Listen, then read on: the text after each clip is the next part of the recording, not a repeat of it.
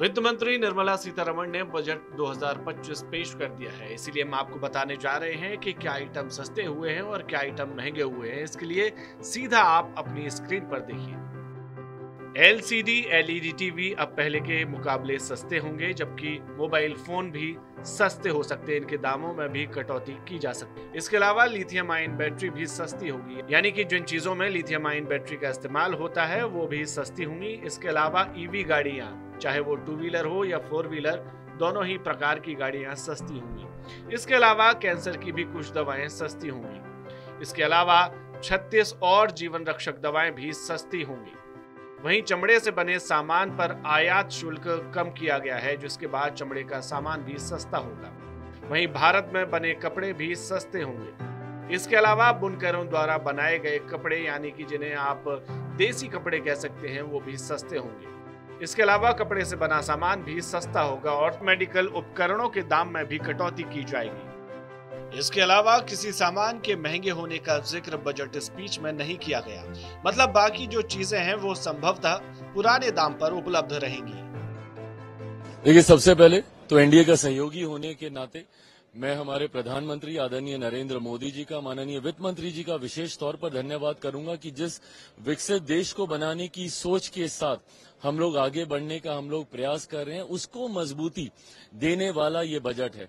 जहां इस बजट में अमीर और गरीब के बीच की दूरी को कम करने के प्रावधान दिए गए हैं, गांव और शहर के बीच की दूरी को कम करने का इसमें जिक्र किया गया है, युवाओं का, महिलाओं का, मिडिल क्लास का जिस तरीके से हैंड होल्डिंग का जिक्र इसमें किया गया है, युवाओं के स्किल को किस तरीके से मजबूती देने के प्रावधान इसमें बनाए गए हैं। मुझे लगता है हर क्षेत्र, हर सेक्टर को ये छूने वाला ये बजट है।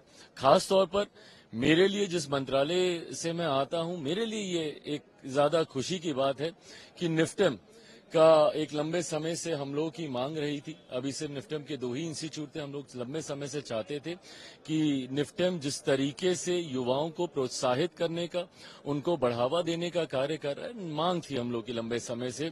बिहार में अब एक और निफ्टेम खुलने जा रहा है, ये हम लोग के लिए खुशी की बात है। और साथ ही में मखाना, जो कि पुनः फूड प्रोसेसिंग में ही आता है और उसका सबसे ज्यादा उत्पादन बिहार में होता है, उसका मखाना बोर्ड बनाने का जो जिक्र किया गया है, उसके लिए भी मैं बिहारियों की तरफ से माननीय वित्त मंत्री जी का विशेष तौर पर मैं धन्यवाद कहूंगा। जिस तरीके से बिहार में इंफ्रास्ट्रक्चर डेवलपमेंट का जिक्र किया गया, एयरपोर्ट्स, ग्रीनफील्ड एयरपोर्ट का इसमें जिक्र किया गया, एयरपोर्ट की एक्सपेंशन का जिक्र किया गया, आईआईटी में जिस तरीके से बिहार में एक्सपेंशन का जिक्र किया गया, तो मैं ये मानता हूं कि बिहार के लिए भी और साथ में पूरे देश में जिस तरीके से अपेक्षा, इवन अगर आप टैक्सेशन में भी देखें, टैक्स सेक्टर में भी अगर आप देखें, जिस तरीके से नए टैक्स स्लैब्स ने ज्यादा कमाई हर व्यक्ति के हाथ में बचे, इस सोच के साथ इन स्लैब्स को तैयार किया गया है। तो मैं मानता हूं कि ओवरऑल ये एक बहुत ही खूबसूरत और मजबूत बजट है।